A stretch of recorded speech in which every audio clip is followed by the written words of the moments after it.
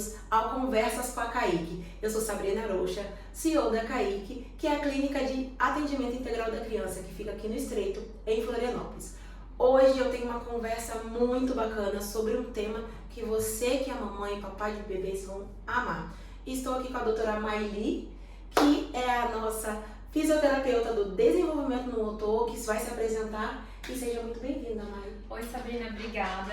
Oi, pessoal, tudo bem? Então, eu sou a Maili, gosto que me chamem de Tia Mai, e eu trabalho com a parte motora de bebês, ajudando então essa criança a rolar, aprender a rolar, a engatinhar, ficar em pé e andar, né? Ajudando tanto a criança quanto a família, Sabrina, a promover então boas oportunidades, estimular essa criança desde cedo. E hoje a nossa conversa vai ser do tummy time ao engatilhar. O que é importante essa criança, vocês entenderem sobre esse tema. Primeiro, tummy time é um tema meio novo. Eu, por exemplo, não lembro lá atrás, antigamente, sobre essa terminologia. E agora parece que é moda, né? Sempre tem um videozinho na internet de bebezinho fofinho fazendo o tummy time. O que é?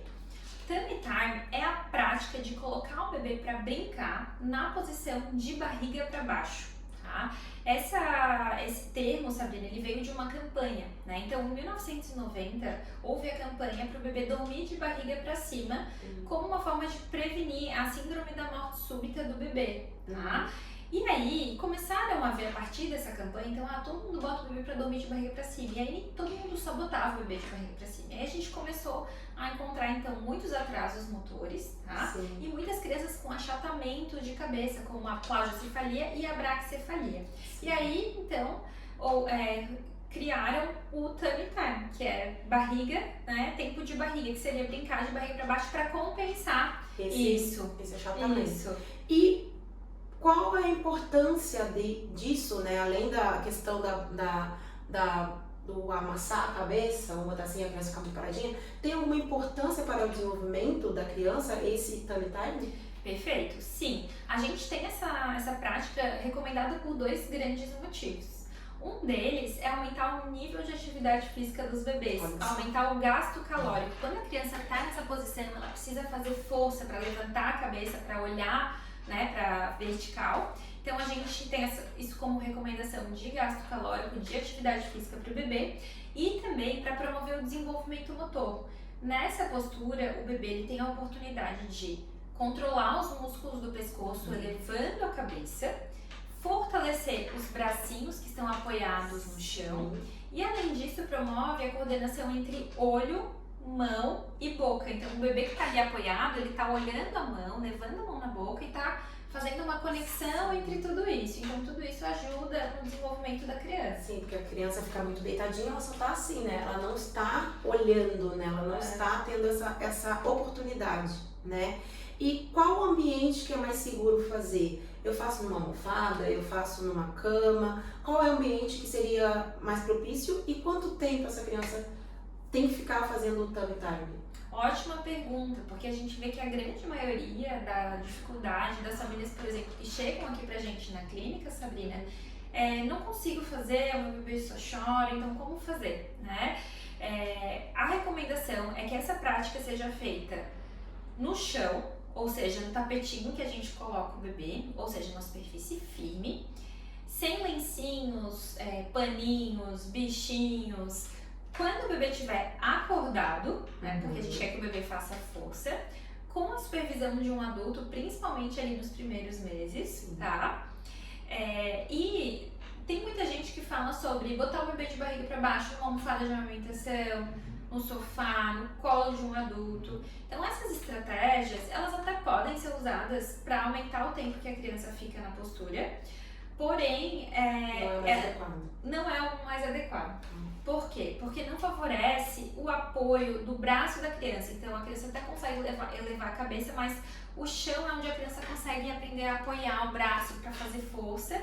E aí sobre o tempo, né, que tu também perguntou, a gente tem uma recomendação de até 15 minutos por dia, então espalhados ao longo do dia até os 2 meses. Lembrando que essa prática já pode ser iniciada com o recém-nascido, acordado, com presença de um adulto. Até os 3 meses, ou a partir dos 3 meses, a gente precisa atingir uma meta de 30 minutos espalhados ao longo do dia. E daí pra frente, né, a gente tem estudos que mostram que bebês perto dos 6 meses ou mais, que ficam entre 1 a 2 horas na posição, vão ter um desenvolvimento motor muito mais avançado do que crianças que ficam pouco tempo nessa postura. E olha como é importante, né? Se você fizer desde recém-nascido, a criança vai acostumar, vai ser mais fácil e o desenvolvimento motor vai ser melhor nessa criança que já está acostumada a fazer e fazer por mais tempo, claro, progressivamente. E quais são os marcos de desenvolvimento que são necessários para que o tummy time aconteça? Na verdade, o tummy time vai proporcionar a aquisição desses marcos, Sim. né? Então, conforme a gente vai colocando o bebê de barriga para baixo, é esperado que ali próximo dos 3 meses essa criança consiga levar 100% dessa cabeça, então atingindo a vertical, e essa cabeça bem centralizada em relação ao corpo. Então é muito importante que aos 3 meses a gente veja aí essa mudança ou muito próximo disso. Outra grande habilidade que a gente começa a ver, né? Então ali entre 4, 5 e 6 meses é esperado que o bebê comece a esticar os cotovelos, tá? Fazendo descargas de peso nas mãos, tá? Desencostando a parte de cima do tórax, então, do chão, né? Então, esses são habilidades que mostram o desenvolvimento da criança nessa postura.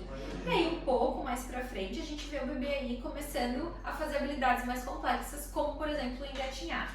Entendi. Então, você vê que uma coisa vai levando a outra, né? E como é importante. Falando do engatinhar, né? Essa criança, quando é esperado que essa criança comece a engatinhar? Ela tem uma idade pontual ou é um período que esse engatinhar pode acontecer? Perfeito. O engatinhar é o comportamento da criança se deslocar de um lugar ao outro em 4 apoios, que pode ser sobre as 2 mãos e os 2 joelhos, ou às vezes sobre as 2 mãos, um joelho e o pé. A gente vê uma variabilidade de comportamento muito grande no desenvolvimento motor típico, tá? E a janela de idade, né? Então, Sabrina, é exatamente isso, é um período. Então, não tem uma idade certa. Existe uma janela. O que a gente vê de mais cedo são bebês ali perto de 6 meses engatinhando. O que a gente vê de mais longe, a gente vê no máximo ali 11 meses. Muitos bebês dentro dessa janela de idade, Sabrina, vão aprender a engatinhar e não vão ter um atraso. Mas é claro que a gente nunca pode olhar só para um comportamento, né? Então, às vezes, um bebê ele pode não começar a engatinhar ali com 11 meses no limite e ter um atraso porque tem outras coisas que ele não faz. Então, o olhar tem que ser sempre global. Tá? Sim. E aí, sim, toda criança engatinha ou não? É interessante esse questionamento da Sabrina, gente, porque a gente vê, sim, na prática, alguns bebês que não engatinham. Hoje, né, se a gente pegar o estudo científico mais recente que validou aí os marcos de desenvolvimento, eles retiraram o engatinhar como um marco obrigatório. Porque existe essa variação de janela de idade muito grande e a variação do padrão de comportamento apresentado. É interessante que o bebê engatinha, tá? Porque quando a criança engatinha, ela consegue se deslocar pela casa, ela tem mais autonomia, ela desenvolve algumas habilidades de percepção do ambiente, tá? Aumenta a questão de estímulo de áreas relacionadas à percepção visual no cérebro. Então, existem alguns benefícios. Mas, às vezes, por motivos ambientais ou da criança, né, esse comportamento não aparece. É importante que toda criança que não está caminhando para engatinhar seja avaliada, Sabrina, porque essa criança ela pode sim ter uma dificuldade motora importante que precisa de uma intervenção. Ou a gente pode detectar precocemente uma alteração de neurodesenvolvimento com os atrasos motores. Mas existem muitos casos em que o bebê não engatinha, né, por fatores ambientais, e se a gente não conseguir intervir para ajudar essa criança a engatinhar, a gente vai estimular essa criança de outras formas e essa criança pode sim atingir um estado de desenvolvimento motor pleno com outros estímulos, com outras práticas. O que importa é a gente oferecer boas oportunidades para a criança e fazer com que ela tenha autonomia, independência para se locomover, para se colocar nas posições.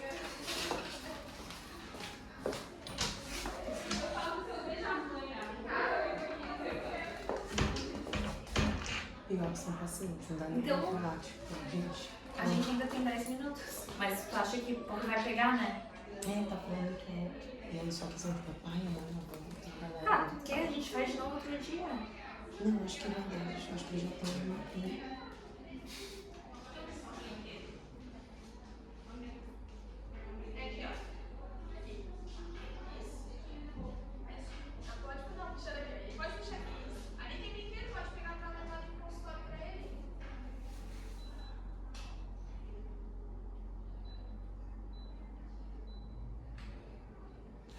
frente, que é a forma de pandemia, né? Agora foi. Tá, acho que eu de volta do engatinhar, que a gente tava falando que do engatinhar. Acho que no engatinhar foi. Tu perguntou assim, algumas crianças... Acho que esqueci, meu Deus. Toda criança engatinha? Aí você falou, não, aí você tava explicando isso. Tá, mas o que mais que tinha pra falar agora? A gente foi tão rápido.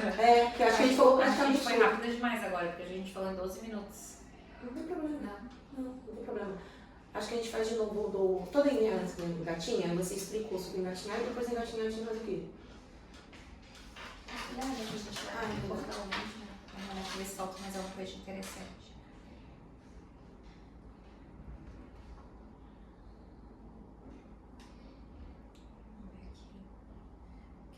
Vamos ver aqui. Em qual idade? Porque muitas crianças. Qual o prejuízo de um bebê não engatinhar? O que fazer para ajudar uma criança a engatinhar? Pode, tá. Então, vou perguntar de novo. Toda criança engatinha? Tá, a gente vai repetir essa parte? Eu acho que sim, porque eu acho que eu não lembro. Então, toda criança engatinha ou tem crianças que pulam essa etapa?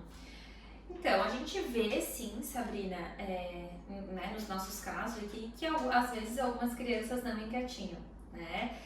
Hoje a gente sabe que esse não é um marco motor obrigatório, né? Então teve um estudo que foi publicado em 2022 com atualização ali dos marcos de desenvolvimento.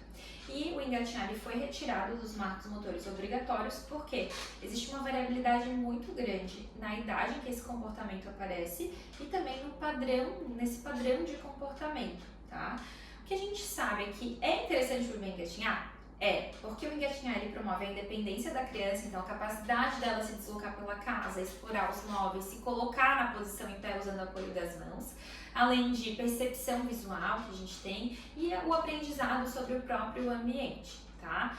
Mas, às vezes, acontece de um bebê não engatinhar. Isso, muitas vezes, Sabrina, está associado à falta de prática do tummy time. Então, foi uma criança que não foi colocada na postura desde cedo, aí não gostou, não se adaptou, aí lá na frente os pais querem colocar. É muito difícil. A gente precisa adaptar esse bebê desde cedo a brincar na posição. Isso facilita muito a vida da família, né, ao longo do tempo. Tá? E assim, pensando numa criança, uma família que está vendo o nosso vídeo, está vendo que o filho ele já está naquela fase que poderia estar engatinhando e não está, tem alguma dica prática para que essa família possa fazer para estimular esse engatinhar? Perfeito.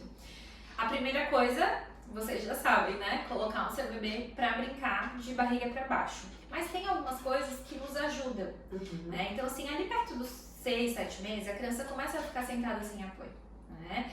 E aí, o que a família faz? Coloca o bebê sempre sentado sem apoio. Então, nessa fase, às vezes as coisas podem começar a desandar se a gente deixar de variar as posturas. Então, a gente tem que manter uma variabilidade postural mesmo após os 6 meses, tá? Isso é crucial para o engatinhar. A outra coisa é criar um ambiente desafiador e motivador para a locomoção. Isso significa o quê? Poucos brinquedos, 3 ou 4 por vez, muito espalhados e longe da criança. Então, se a gente deixa uma montanha de brinquedos, a criança ela não tem a necessidade de sair. Não tem o desafio de ir lá e buscar aquele brinquedo, Isso. Né?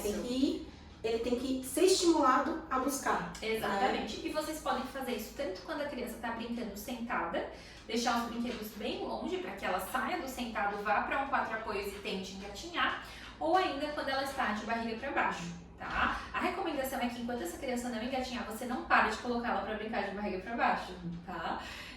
E também práticas bem específicas, como de fato colocar o bebê em 4 apoios sobre mãos e joelhos, fazer aquele balancinho empurrando o bebê para frente e para trás, oferecendo um brinquedo na frente para a criança tentar dar os passinhos ali. Então são práticas que a gente usa até no tratamento com a fisioterapia para uma criança com atraso motor.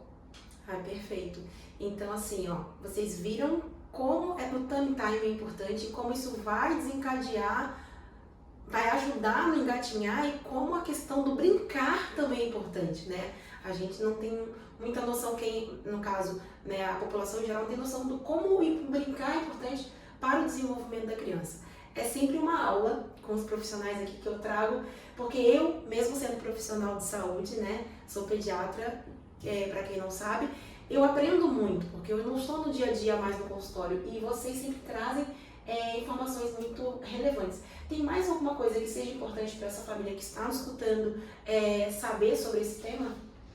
Sim, eu acho que quando a gente fala, Sabrina, de desenvolvimento motor, né, a gente não está falando de comparar com um amiguinho, quem vai aprender o que primeiro. Sim. O olhar, pessoal, é sempre como que eu posso oferecer autonomia para minha criança, independência. O que a gente quer é que os nossos bebês sejam capazes de fazer aquilo que eles querem fazer, seja alcançar um objeto, seja chegar num lugar. Então é para isso, né? É para isso que a gente precisa orientar as famílias, que vocês, pais, precisam oferecer boas oportunidades para que a criança seja autônoma, seja agente do seu próprio desenvolvimento. E do seu próprio cuidado também, porque hoje, né, a gente já está numa geração muito que fica na redoma. Então a criança fica muito no bebê conforto, muito no carrinho, que são ambientes que não são bons, né, para essa criança. São ambientes que a gente chama restritivos, São né? ambientes restritivos, né, que limitam a movimentação da criança. E ela tem que explorar esse ambiente.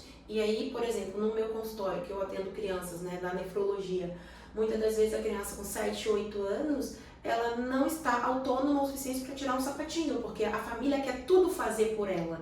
E o bebê, ele pode também já estar explorando esse mundo. Não é para ele ficar só no colinho, claro, tem momento de aconchego, que vai ter o colo, tem um momento que vai transportar no carrinho, no bebê conforto, mas quando está em casa, ele tem que estar explorando o mundo. E começa desde cedo, né? Perfeito, são as pequenas oportunidades que a gente dá para uma criança, desde deixar a criança pegar um objeto, ao invés de levar o objeto até a criança, que vão moldando o comportamento dessa criança até uma idade maior, como a Sabrina comentou. E gera autonomia. Muito obrigada. Obrigada também, adorei. Sempre foi uma aula. E pode dizer as palavras finais também para o nosso... Obrigada, pessoal. Coloquem o bebê de vocês no chão, façam a prática do Tummy Time. E se tiverem qualquer dificuldade, procure a gente aqui na CAIC. Beijão, obrigada. Até a próxima.